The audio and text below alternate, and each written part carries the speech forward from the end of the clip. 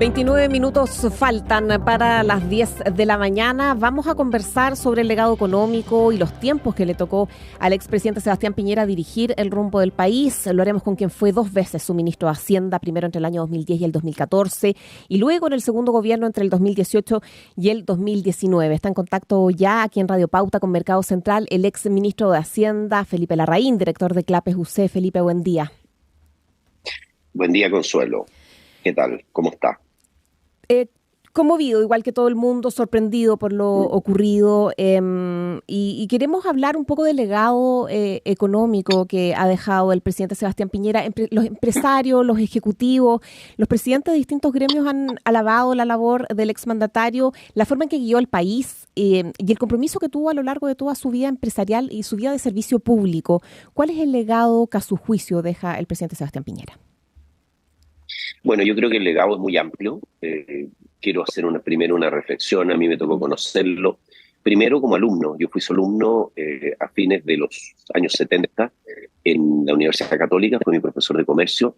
Desde allí comenzó una amistad que estuvimos en muchas ocasiones juntos, compartimos mucho, viajamos juntos. Y luego me tocó compartir 3 campañas con él y acompañarlo en el gobierno como su ministro de Hacienda. En 2 ocasiones. La verdad es que, en primer lugar, resaltar sus condiciones humanas, sus condiciones personales, como persona, como amigo, como una persona de una capacidad extraordinaria, de una inteligencia privilegiada y de una capacidad de gestión poco común, que la llevó al gobierno y en beneficio de los chilenos.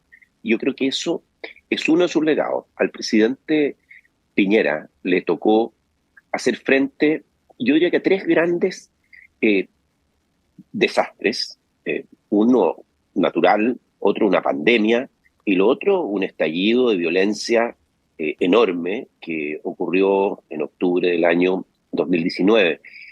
Lo primero es, por supuesto, el terremoto del 27 de febrero y creo que dentro de su legado, la reconstrucción, el hacerse cargo de la emergencia, el ir en ayuda de las personas que habían sufrido daños de vida, de familiares e incluso materiales. Hay que recordar los cientos de miles de viviendas que quedaron en el suelo luego del terremoto y en la pérdida de conectividad del país en algunos de sus puntos. Todas cosas que hubo que hacerse cargo durante ese primer año, durante el 2010 y luego de pasada la emergencia, la reconstrucción. Y eso creo que es una parte de su legado innegable. Pero también el hecho de que no se haya dejado de lado el programa de gobierno a pesar de la magnitud del desafío de reconstruir el país.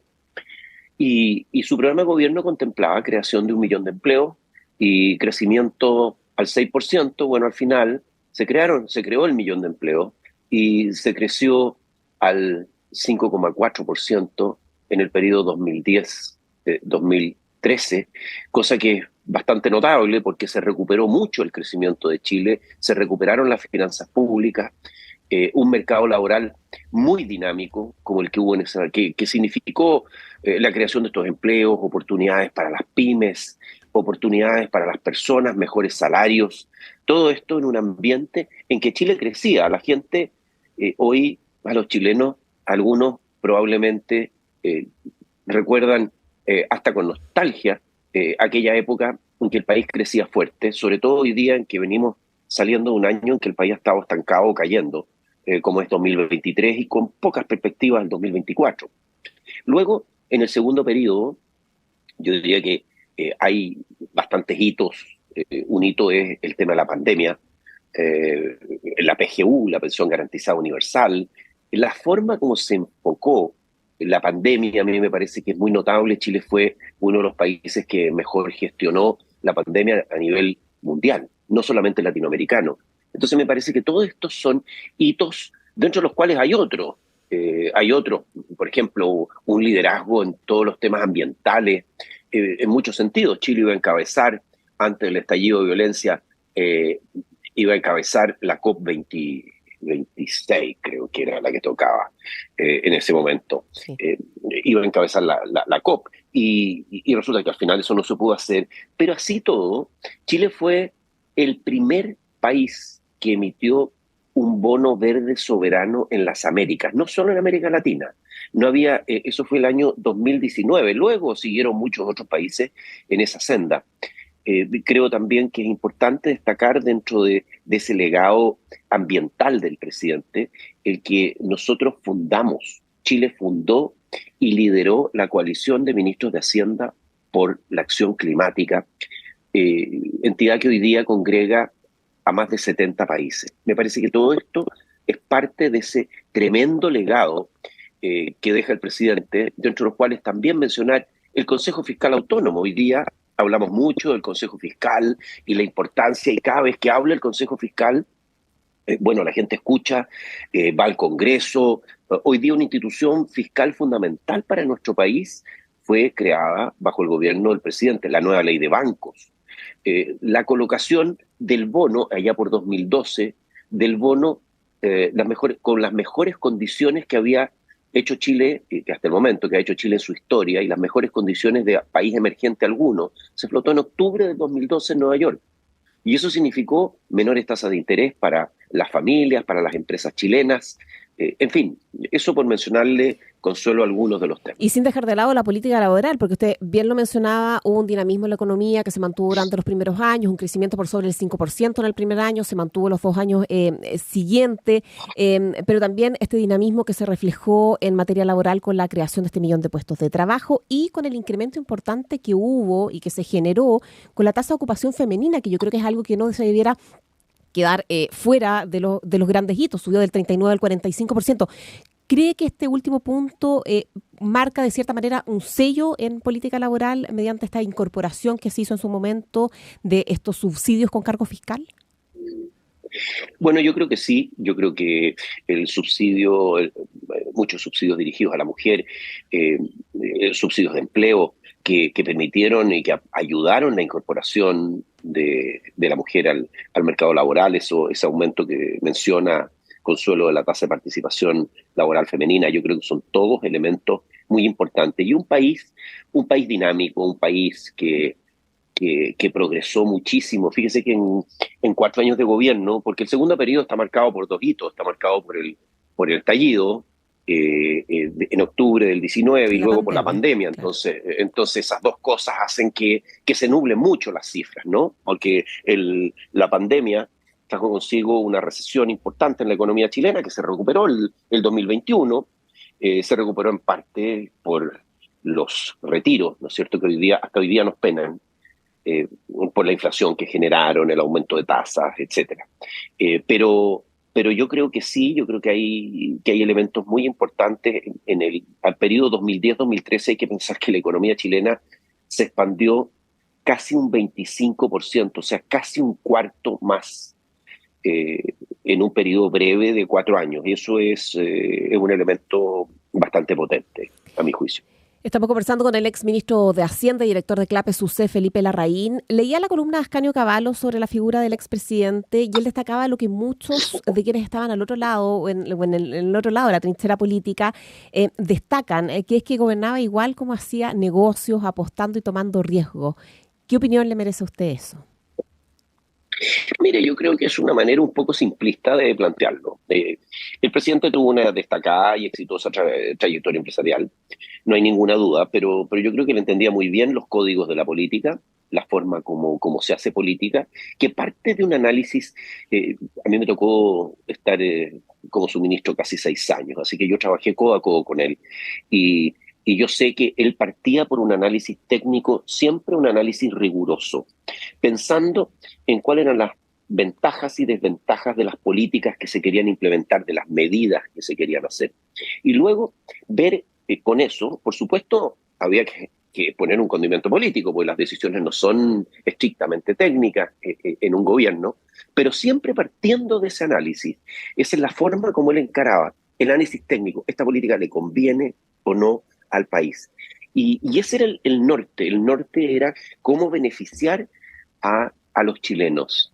Y yo creo que a mí me gustaría recordar también un hecho después de su segundo gobierno. El presidente sale a seguir contribuyendo. Y me parece que eso es muy interesante Porque, ¿qué puede hacer un presidente? Un presidente puede legítimamente decir, mire, yo ya cumplí. El presidente Piñera estaba activamente Mm. participando en Chile, en la política, pero también en América Latina. Este grupo Libertad y Democracia que él formó de expresidentes también tenía un rol, tenía una voz en Latinoamérica y aspiraba y aspira, yo espero que esto continúe como parte del legado del presidente, que quienes están ahí puedan, puedan pensar en cómo continuar con esta idea de promocionar la libertad y la democracia en nuestra región. O sea, de hecho estaba tan activamente que el día anterior había conversado con el presidente Gabriel Boric al respecto y tenía a su equipo, a sus más cercanos, trabajando y pensando en cómo ayudar para la catástrofe del incendio en Valparaíso. Probablemente uno de los aspectos que más se ha escuchado tras su muerte o que más destaca desde los distintos sectores es la capacidad de gestión que tenía y esta profunda vocación democrática del exmandatario.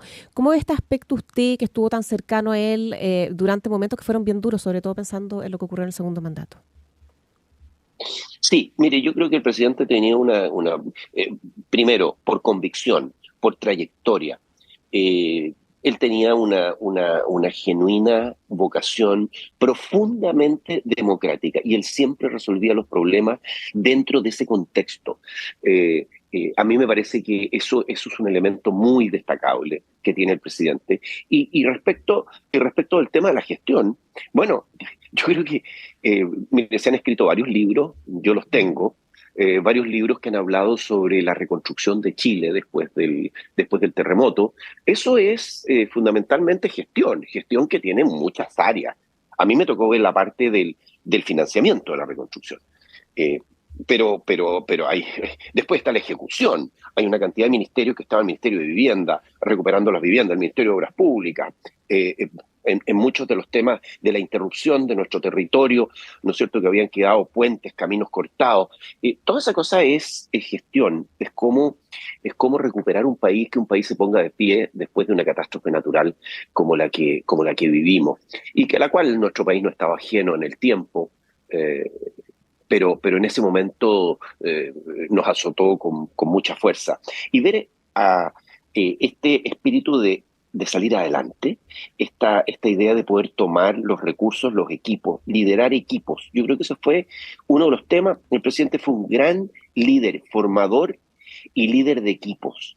Equipos que trabajaban. Él no, como que nos imbuía de un sentido, primero, de un sentido de responsabilidad con el país. No estábamos ahí simplemente porque nos había tocado, teníamos una responsabilidad con Chile. Nos tocaron momentos durísimos y de esos momentos duros había que salir adelante y había que salir adelante bien. Para eso, trabajar lo que fuera necesario, largas horas, el trabajo más duro que he tenido, pero también el más apasionante que he tenido fue trabajar al lado del presidente como su ministro de Hacienda.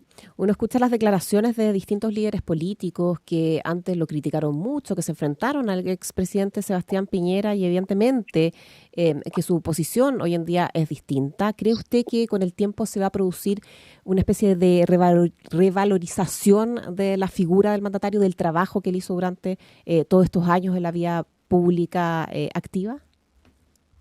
Yo creo que sin duda, yo creo que eso estaba ocurriendo antes de esta tragedia de su muerte.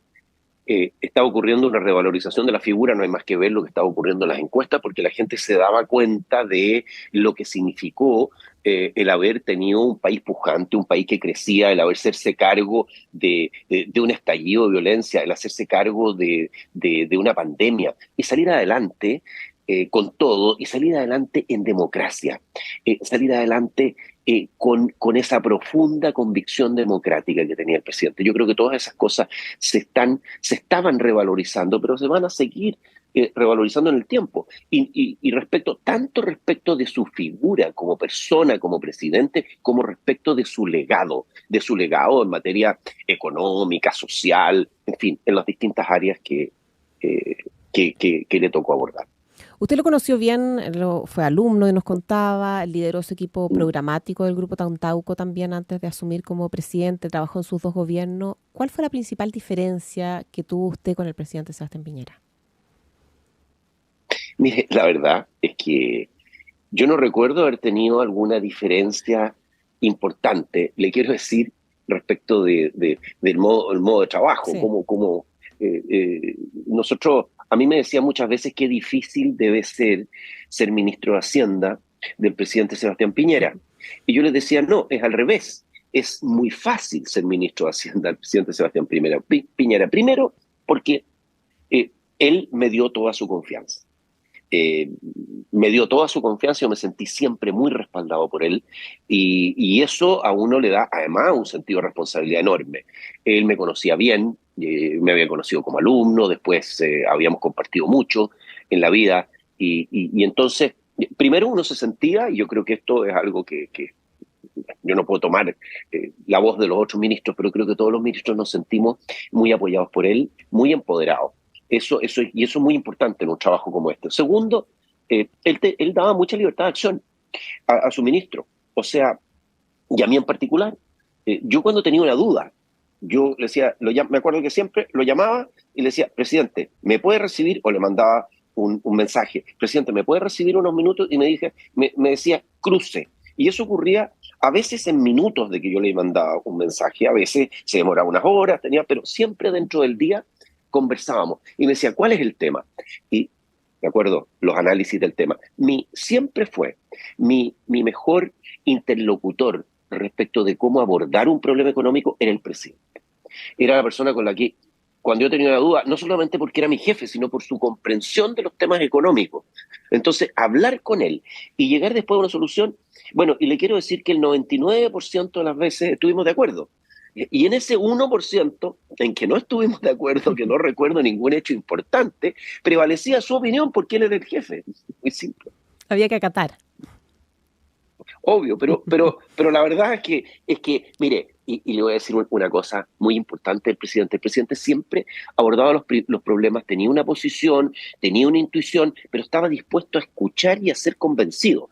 Si uno tenía una posición distinta de la de él, lo importante es que fuera sostenida con los argumentos, con las cifras claras, con los argumentos claros. Y si eso estaba bien, el presidente yo lo vi, no muchas veces, pero sí lo vi cambiar de opinión. Y decir, ¿sabe qué? ¿Usted lo Yo logró tenía hacer cambiar de opinión alguna vez con sus argumentos? sí, en alguna ocasión sí. No eran muchas, pero las valoré mucho. ¿Cuándo fue la última vez que conversó con él? Se mantenían en contacto, me imagino, cada cierto tiempo. Sí, la última vez que conversé con él, fíjese que tengo por aquí, el mensaje creo que fue por ahí el 20 de enero. eh, el 20 de enero fue la última vez que conversé con él. O sea, hace bastante poco. Hace poco tiempo. Sí. Felipe Larraín, exministro de Hacienda de los dos gobiernos del presidente Sebastián Piñera, director de Clapes UC, le agradecemos estos minutos de conversación aquí en Radio Pauta. Gracias, Consuelo, gracias por darme la oportunidad de recordar al presidente. Que esté muy bien. Buen día.